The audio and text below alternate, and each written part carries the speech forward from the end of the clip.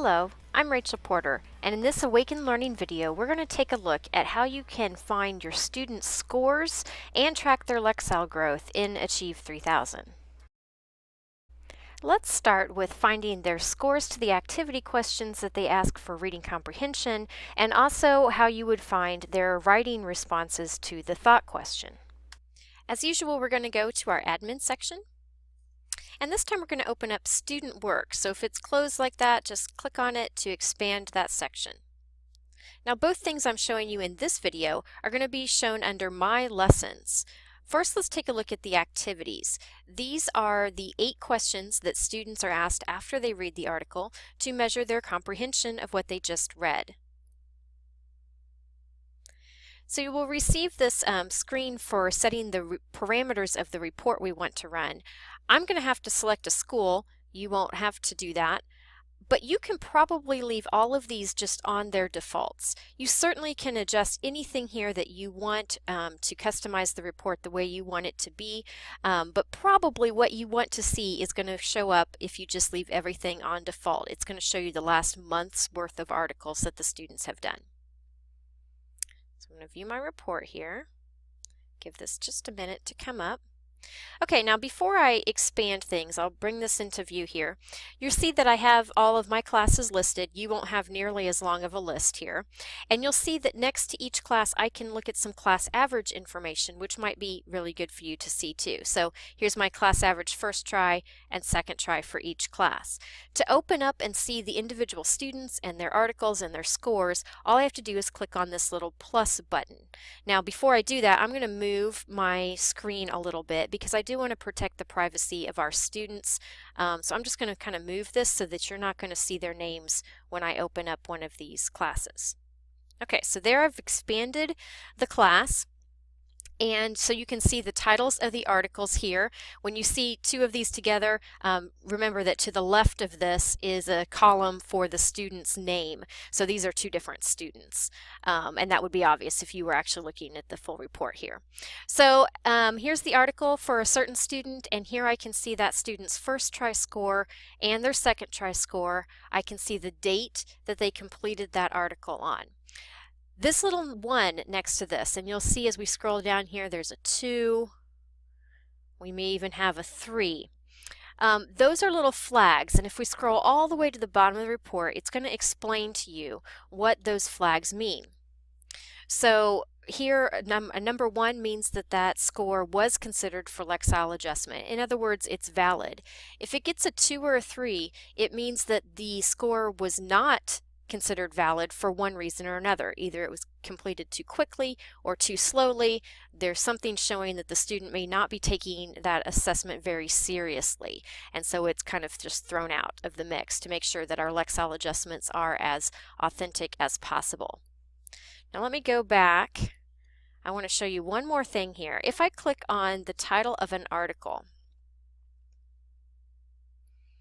make sure that, okay. There we go. I can open this up and it will show me some information about the student's responses. So here's the actual questions the student was asked, and you can see if they got it correct or incorrect on their first and their second try. So you can click on those and see more information. Might be a good thing to do, especially if a student is particularly struggling. Okay, so now let's close out these reports. I'm going to go back to admin, and we're going to take a look this time at the thought question responses.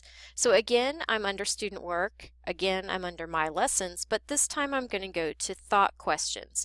Now, just in case it confuses you, this writing down here, this is actually the writing center. It's not your standard article thought question response. So we want to go to My Lessons and then thought questions.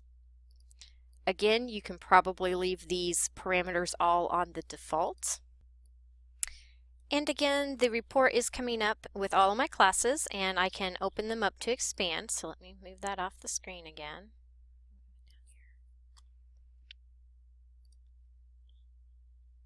Okay, so here you can see that we have the activity article titles, and we can click on a student's response.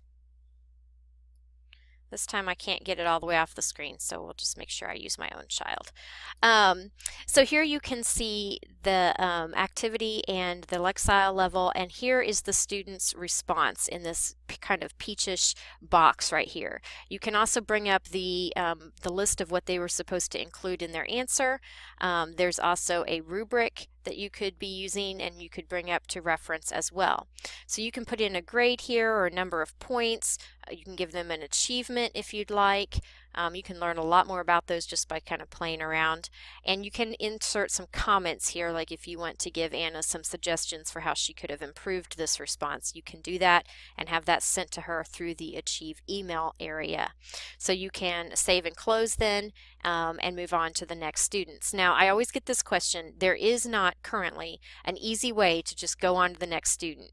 You have to save and close and then click on the next student's response. So I always get that question. I just wanted to make a note of that. Now we're going to take a look at how to track a student's Lexile growth over the course of the school year. Now I give you reports each month to show you your class average information and by grade level, but it's really important to dig in deeper to the individual student level and make sure every single individual is growing in your classroom. And if they're not growing, we can look even further to figure out why they're not growing and maybe what we need to address with that student. I would recommend that you take a moment to do this during our data review times during professional development, or just on your own at the start of each month, since Lexiles are adjusted at the first of each month. So we're back here on our admin screen, and this time we're going to go into performance reports.